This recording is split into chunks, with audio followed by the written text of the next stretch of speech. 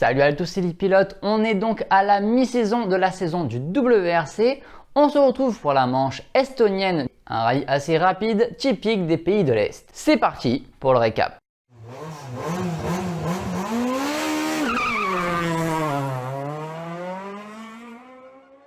On commence par les WRC 2. À part Gryazin, il n'y a pas de gros favoris sur cette manche. En effet, Solberg n'est pas là, Rossel non plus, il n'y a aucun gros cador. Jeudi soir, dans la super spéciale, c'est Robert Virves qui prend le meilleur temps. Devant Linnanmäe, l'Estonien, et Kopinen, le Finlandais. Vendredi matin, alors qu'il était en train de prendre la tête du rallye, Gryazin malheureusement sort et casse sa suspension. Ce sera l'abandon définitif pour lui. Donc en tête, actuellement, nous avons Virves, Linnanmäe et Gore Egon. C'est un triplé estonien pour le moment. Gore malheureusement va abandonner sur casse moteur. C'est Lauri Jona qui prend la troisième place, qu'il perd malheureusement presque aussitôt à cause de problèmes mécaniques. Il reste en course mais perd le podium au profit de Koronen. Virves lui reste tranquille en tête et gère avec près de 35 secondes d'avance. A noter le meilleur temps dans le S5 de Rome Jürgensen, le champion JWRC 2024.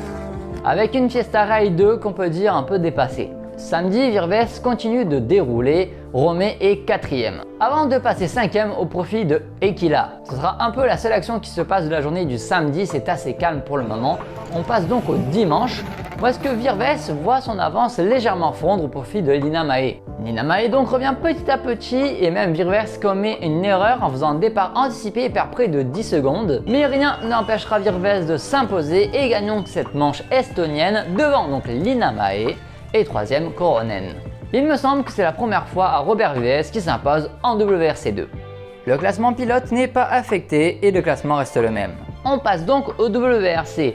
La plupart des pilotes sont présents à l'exception de Ogier qui n'est pas là, qui roulera donc en Finlande.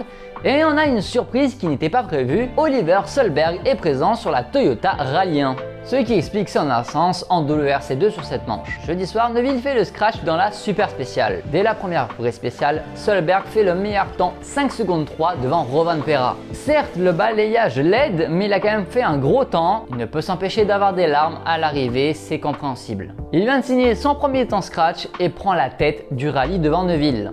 Pour 3 secondes 8, suit Rovanperä, Tanak, Katsuta, Fumo est 7ème pour le moment. Sur un rallye qui n'est pas forcément sa tasse de thé, être rapide comme ça c'est compliqué et il se plaint un peu de ses réglages. Dans la 3, Tanak réagit mais Solberg reste assez proche. Pajarri est victime d'un problème mécanique, il a un frein-main récalcitrant qui lui fait perdre donc de la puissance. Solberg récidive avec un second meilleur temps et pousse Tanak à près de 10 secondes. Fumo était mieux sur cette spéciale, il commet une petite erreur mais reste 7ème pour le moment. La 5 verra Tanak faire le meilleur temps devant Solberg mais avec des écarts assez infimes. Solberg est toujours en tête pour 8 secondes 5. Fumo retrouve de la confiance et se sent mieux avec ses réglages et signe le meilleur temps. Martin Seix lui fait le 4ème temps de cette spéciale. Solberg lui augmente son avance de 2 secondes et dans le second passage il fera le meilleur temps 3 dixièmes devant Fumo qui reprend la 6ème et la 5ème place à Evans et Katsuta. La super spéciale du vendredi soir avait un petit concours de drift remporté par McKerlin, mais au niveau de la spéciale c'est Neuville qui s'impose.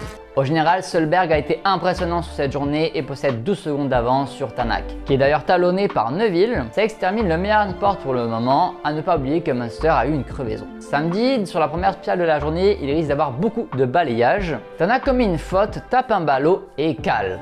Il s'en sort très bien, ça aurait pu être pire. Neuville passe donc second, tandis que Solberg continue d'impressionner en signant le meilleur temps. Dans la 10, Tanak récupère la 2ème place face à Neuville. Solberg enchaîne et passe l'écart au-delà des 20 secondes.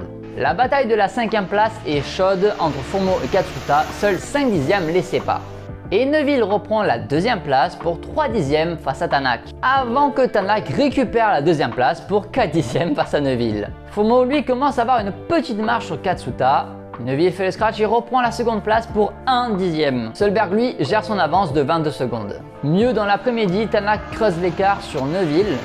C'est la même chose pour Fumo face à Katsuta. Solberg reste solide leader avec 22 secondes avec 3 spéciales à parcourir le dimanche. Dimanche, Solberg continue sur son rythme et signe le meilleur temps. Katsuta a l'air résigné et semble rouler au ralenti pour laisser Evans le dépasser pour le classement pilote. Neuville prend 10 secondes de pénalité suite à un départ anticipé.